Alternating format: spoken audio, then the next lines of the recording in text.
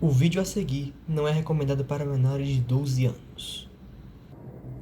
Sejam bem-vindos a uma viagem mágica e misteriosa. Agora com vocês, o surreal, psicodélico Matheus Elias dos Santos.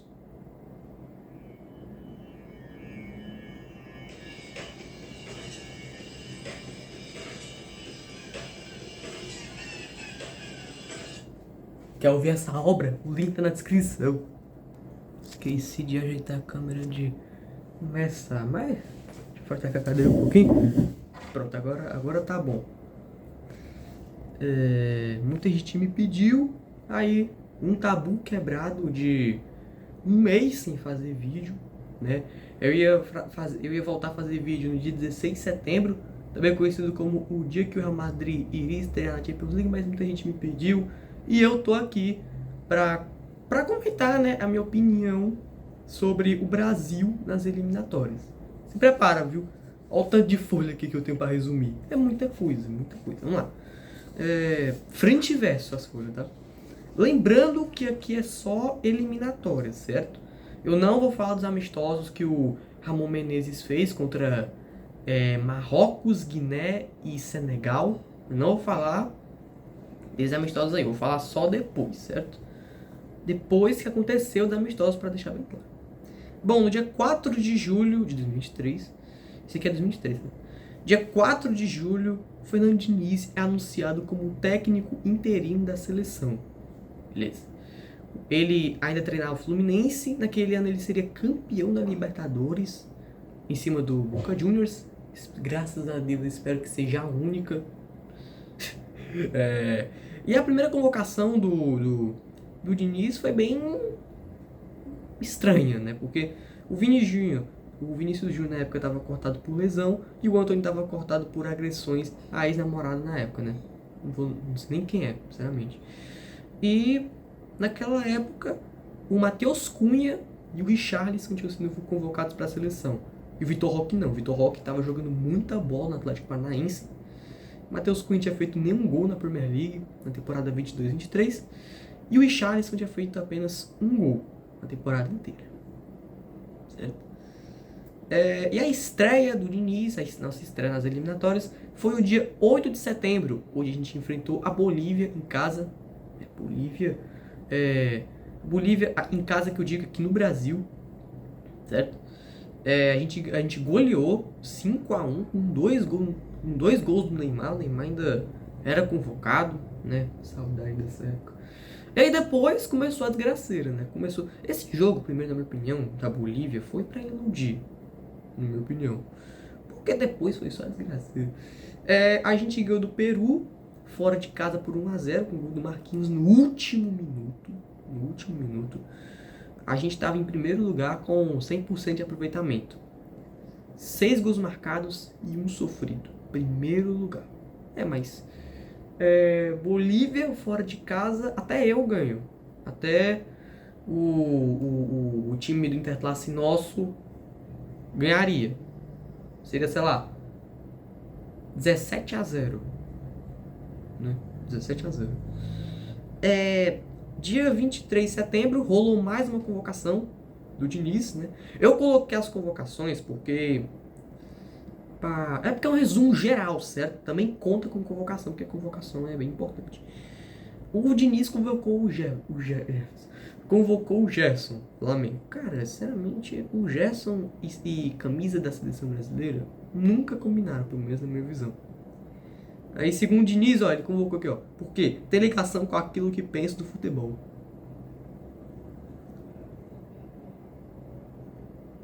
Uma cara de ânsia surgindo. Aí depois a gente enfrentou Venezuela em casa e Uruguai fora, né? A gente estava ganhando a Venezuela por 1-0, só que nos 40 do segundo tempo a gente tomou um golaço de bicicleta, um cara chamado Belo. Não é o cantor, é o jogador venezuelano. A gente conseguiu tomar gol de bicicleta desse cara. Pois é, jogo também muito mal. Depois a gente enfrentou o Uruguai, primeiro grande jogo pra gente ver se o Diniz era essas grandes coisas, mas não era. A gente perdeu por 2-0. Esse jogo ficou marcado porque foi a lesão que o Neymar teve, uma lesão grave no joelho esquerdo que deixou ele, acho que foi um ano parado. Por aí, foi um ano parado. Um ano parado. O Brasil jogou muito mal esse jogo contra o Uruguai. Em novembro, a única coisa boa que teve no Brasil, na convocação, foi o Endrick, que foi convocado pela primeira vez. Só isso de bom. O resto, a gente teve adversários muito difíceis. Tivemos Colômbia fora de casa e Argentina em casa. Presta atenção que esses dois jogos entraram para a história. Primeiro, a gente estava ganhando da Colômbia por 1-0, gol do Gabriel Martinelli, 4 minutos de jogo. E a gente consegue tomar 2 gols do Luiz Dias em 4 minutos. Um nos 30 e outro nos 34 do segundo tempo. E a gente nunca tinha perdido para a Colômbia em eliminatória. Nunca tinha perdido. A gente faz a proeza, a façanha de perder para eles. Parabéns, hein, Diniz. Cara, aqui acaba a primeira folha. É folha, velho. É muita folha. Dia 21 de novembro, a gente perde pra Argentina, em casa, né? Foi a primeira vez que o Brasil perdeu um jogo em casa nas eliminatórias.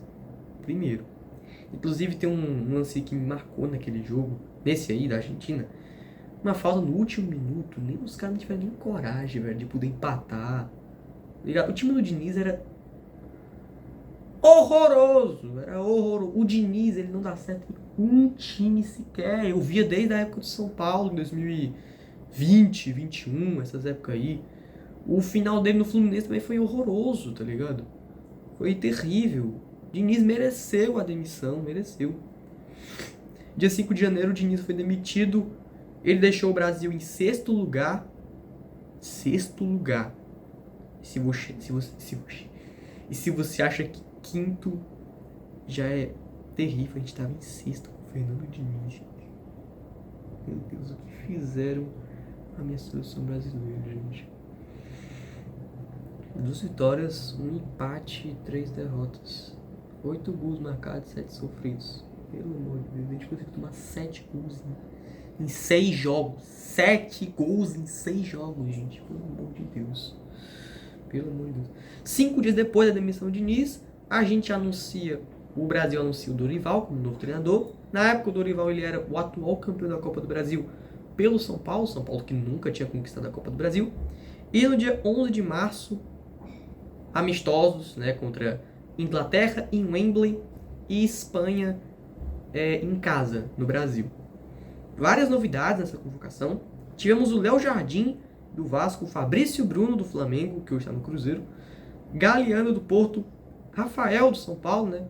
São amigos, né? São parceiros. Beraldo, que estava no PSG, mas tinha também sido campeão da Copa do Brasil, com o Dorival. E o Murilo, do Palmeiras, aquele cara que fez o gol do 4-3 contra o Botafogo brasileiro em 2023. O jogo que, na minha opinião, o Palmeiras foi campeão ali mesmo. E nos amistosos, a gente jogou muito bem. Contra a Inglaterra, em Wembley, o Bobby Charlton fez o gol com 35 do segundo tempo. Garantiu a vitória pra gente em Wembley. Um bom começo pro Dorival. Primeiro jogo do cara ganhar logo em Wembley é um bagulho incrível. Depois a gente enfrentou a Espanha, aquele jogo polêmico, né? O Endrick também jogou muita bola, fez gol inclusive. O Paquetá também resolveu, né, com um gol de pênalti. Dia 19 de maio teve convocação para Copa América e amistosos, né? A gente enfrentaria México fora de casa e Estados Unidos em casa. Eu acho que fora também. Enfim, a gente pegaria México e Estados Unidos. O Dorival tinha convocado Bremer da Juventus, o Ederson da Atalanta, não sei nem quem é, o PP do Porto e o Rafael de novo, né? Que ele estava no lugar do Ederson. Aí, calma essa folha. Aí nos amistosos, a gente vai muito mal. O jogo contra o México, fora de casa, eu vi esse jogo com meu pai, né? A gente tava ganhando de 2-0. A gente consegue tomar um empate, um gol contra e um gol nos acréscimos, mas o Endrick resolve para a seleção. Graças a Deus ele conseguiu resolver. Só que no jogo seguinte contra os Estados Unidos, pelo amor de Deus, né, gente? O Rodrigo abre o placar, só que o Pulisic empata num golaço de falta. O Brasil conseguiu tomar gol de falta dos Estados Unidos. Daqui a pouco eu falo do presidente Edinaldo Rodrigues, certo? Tá aí outro motivo. Se você quiser, se vocês queriam xingando o Edinaldo Rodrigues, tá aí um vídeo, que é esse.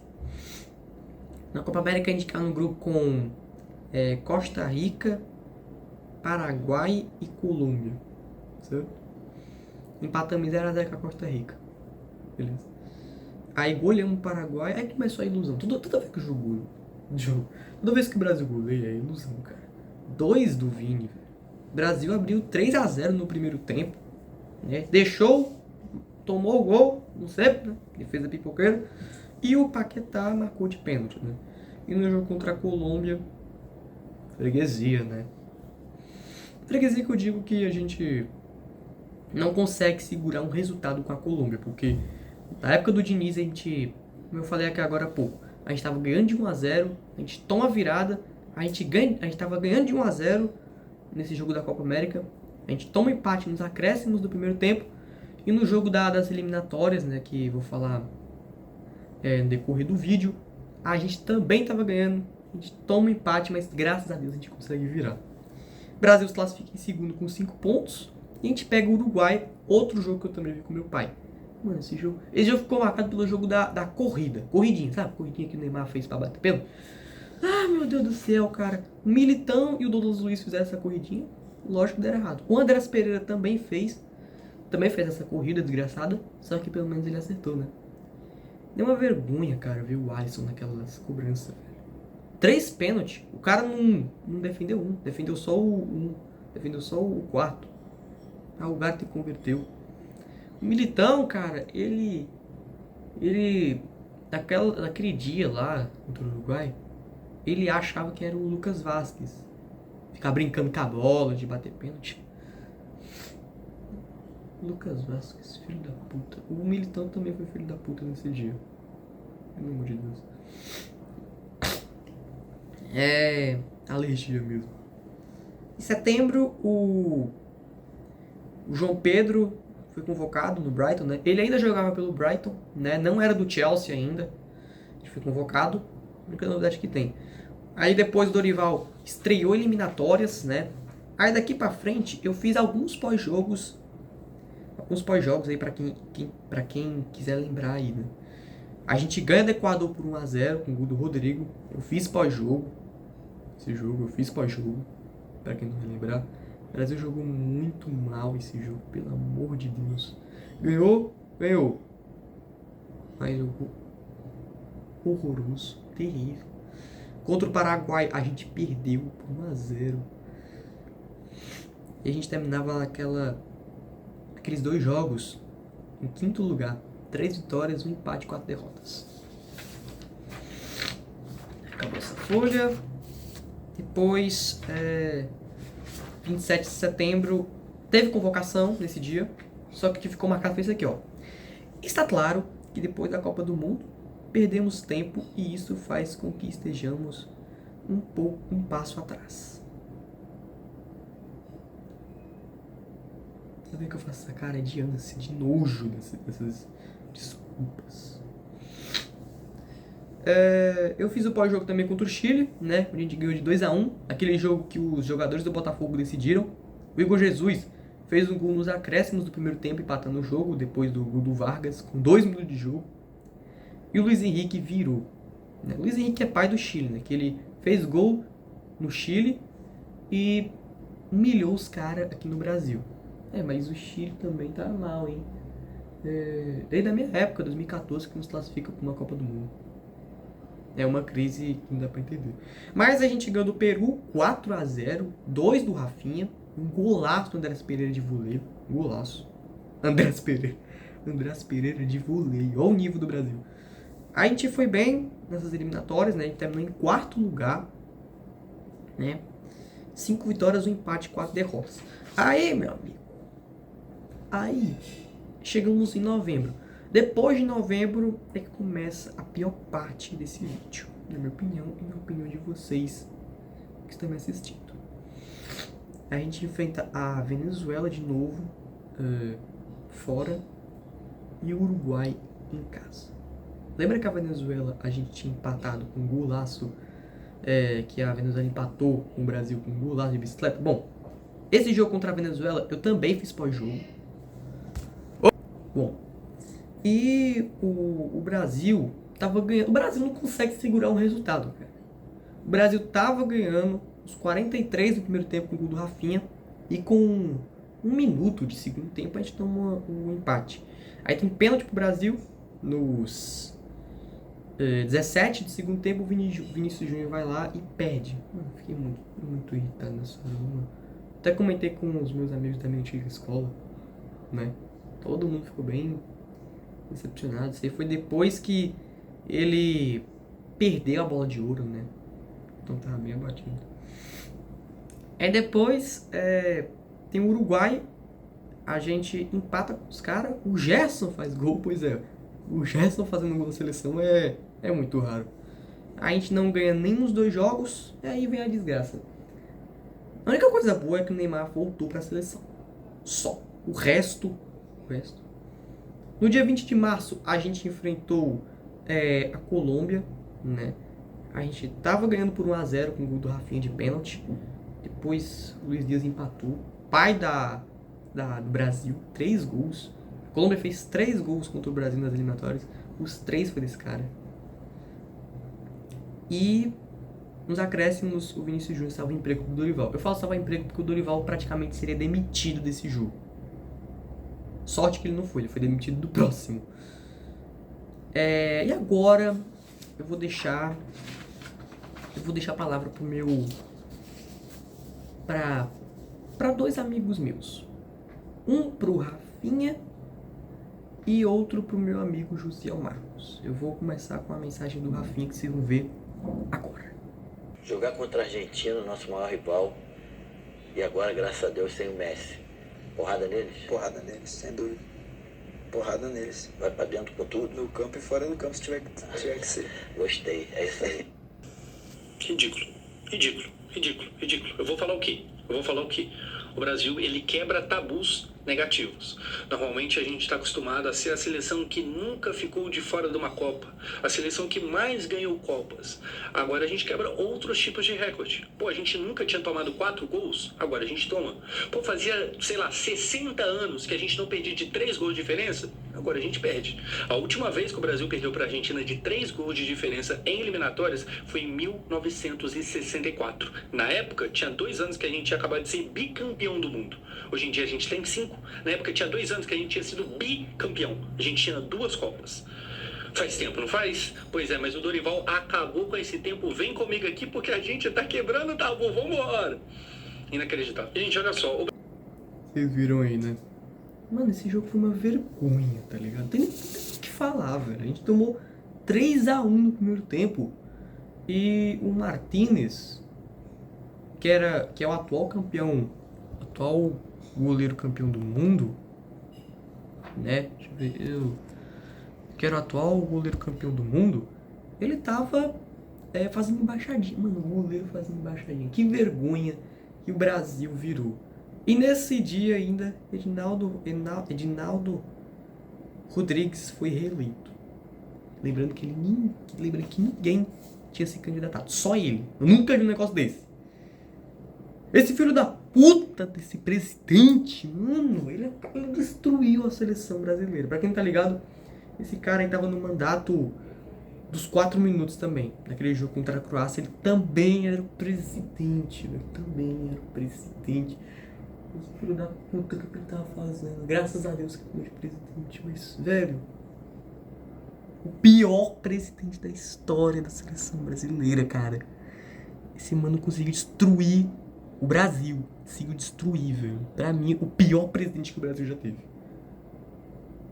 Conta também com política, mas o pior presidente. Mas se bem que ele fica empatado com o Lula, né? Mas o pior presidente da história. tem como, não tem discussão. Aí 3 dias depois dessa vergonha, o Dorival foi demitido. Lembrando que eu vou deixar o pós-jogo do Josão aqui na descrição, se você quer ver essa vergonha. Rever essa vergonha, na verdade. Né? Dia 12 de maio, o Ancelotti foi anunciado. Meu amigo de muito longa data. Eu falo meu amigo porque ele é treinador do meu time, certo? Real Madrid. Aí, mano, o cara precisou só de 4 jogos. Só que a culpa não é do Ancelotti. Eu vou chegar no jogo contra a Bolívia.